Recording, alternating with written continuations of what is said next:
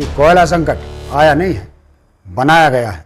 क्या आप में सीबीआई, इनकम टैक्स और आईबी के छापे से टकराने की हिम्मत है? क्या आप में किसानों के साथ आंदोलन में खड़े होने की हिम्मत है?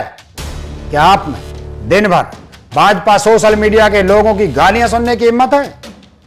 क्या आप में भाजपा के लोगों की फोन पर आने वाली धमकी का जवाब देने की हिम्मत है? आप मोदी जी के नाम का हवा बनाकर डरे हुए बैठे हैं। आप बिकते हुए देश को बचाना नहीं चाहते। डीजल पेट्रोल की बढ़ी हुई कीमत का विरोध आप करना नहीं चाहते।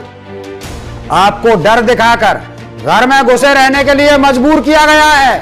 आपके आसपास धमकी और गालियां देने वाले फोन किए जाते हैं।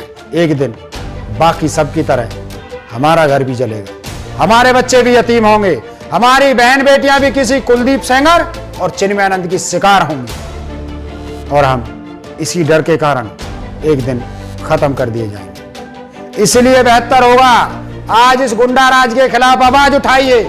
इस देश की मिट्टी में शहीदों का खून है।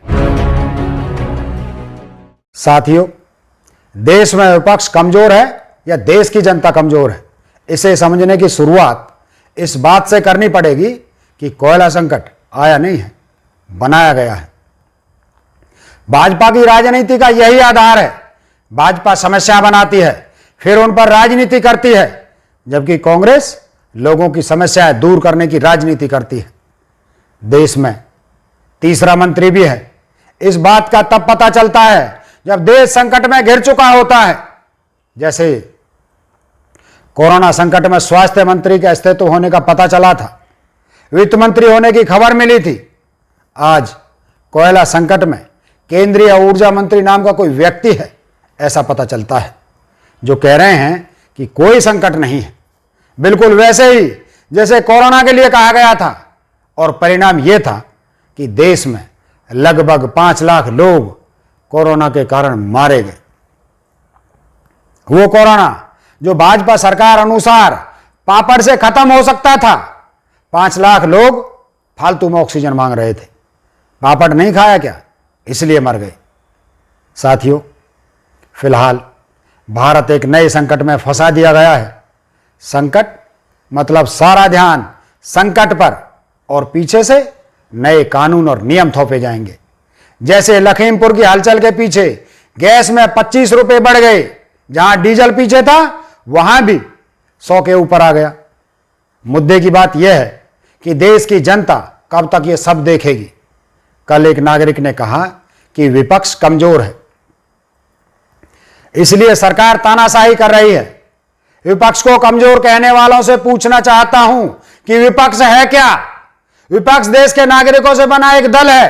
वो नागरिक जो जागरूक होते हैं, सड़कों पर उतरते हैं, वो नागरिक जो अपने से ज्यादा दूसरों का सोचते हैं, अपने घर से पहले दूसरों का घर चलाने के प्रयास करते हैं, वो नागरिक जो देश पर आए संकट को देखकर एकजुट होकर आगे आते हैं। अब विपक्ष पर उंगली उठाने से पहले आईने के सामने खड़े होइए और पूछिए कि क्या आप राहुल गांधी के साथ खड़े होने की हिम्मत रखते हैं? क्या आप में सीबीआई, इनकम टैक्स और आईबी के छापे से टकराने की हिम्मत है? क्या आप में किसानों के साथ आंदोलन में खड़े होने की हिम्मत है? क्या आप में महंगाई के खिलाफ कांग्रेस के प्रदर्शन में जाने की हिम्मत है? क्या आप में भाजपा की नफरत और धमकी सहने की हिम्मत है? क्या आप में दिन भर भाजपा सोशल मीडिया के लोगों की गालियां सुनने की हिम्मत है?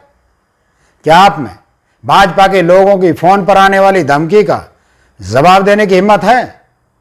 आपने हिम्मत दिखाई होती तो ये भाजपा सरकार इतनी बेशरम और बेलगाम नहीं होती। आप घर से निकलना ही नहीं चाहते। आप सोशल मीडिया पर सरकार के खिलाफ कुछ लिखना नहीं चाहते। आप विपक्ष के धरने प्रदर्शन में खड़े नहीं होना चाहते। आप किसी मंत्री या सांसद से सवाल नहीं करना चाहते। आप मोदी जी के नाम का हवा बनाकर डरे हुए बैठे हैं। आप बिकते हुए देश को बचाना नहीं चाहते। डीजल पेट्रोल की बढ़ी हुई कीमत का विरोध आप करना नहीं चाहते। रोजगार मांगने के लिए सरकार पर दबाव बनाना नहीं चाहते। आप कमजोर होकर घर में क्यों बैठे हो, यह माहौल समझना नहीं चाहते। आपको डर दिखाकर घर में घुसे रहने के लिए मजबूर किया गया है। आपके आसपास धमकी और गालियां देने वाले फोन किए जाते हैं ताकि आप डर जाएं और घर में घुसे रहें। यही मोदी जी चाहते हैं, यही आप उन्हें करने दे रहे हैं। याद रखिए, एक दिन घर छोड़कर निकलना ही पड़ेगा, हर हाल में निकलना पड़ेगा अपने घर को बचाने के लिए। बस फर्क इतना होगा कि आज घर से निकलोगे, आज सोशल मीडिया पर गालियां और धमकियां सुनने की हिम्मत जगा लोगे और आज खुलकर देश के प्रति अपनी जिम्मेदारी उठा लोगे तो हमारे साथ कुछ अपनों के घर बच जाएंगे।